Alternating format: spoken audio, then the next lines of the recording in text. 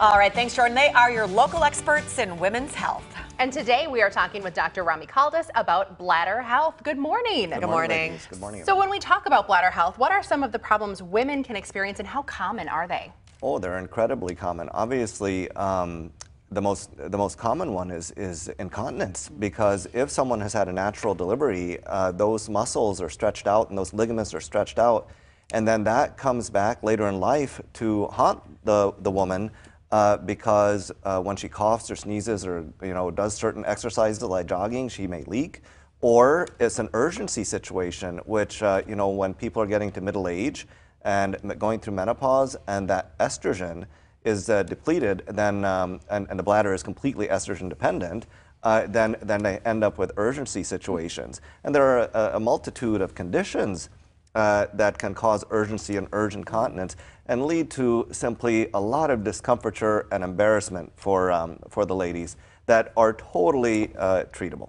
Here's a look at some of the signs that you have a bladder condition. Let's go over what some of those are.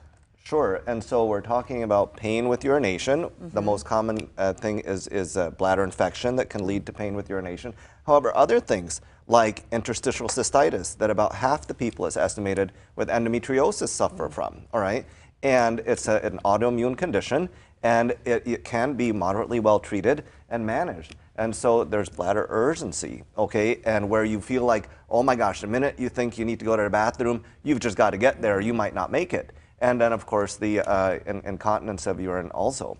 And then there are many things that can cause bladder irritation, even kidney stones and so on, blood in the urine and so on.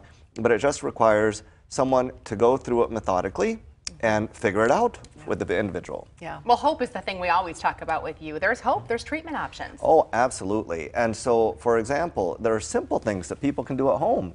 Just avoiding alcohol and caffeine, or at least minimizing them on Packer days.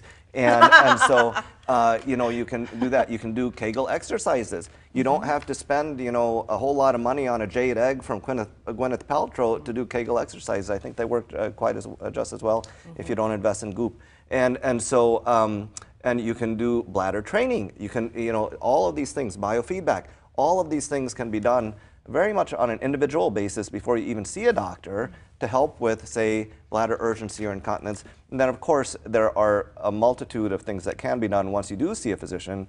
And it doesn't, for example, for stress incontinence, at Kaldas Center we do a no-mesh incontinence surgery that's enormously successful. And there is hope out there for people. They don't need to live in fear of peeing themselves. That is not normal. Don't let anyone tell you that it's normal to pee your pants if you're a woman who's had children. All right. Well, if you would like to have the talk, they can help you with that. Call the Kaldas staff at 920-252-7015. No referral is needed. Thanks, doctor. Thank you, lady.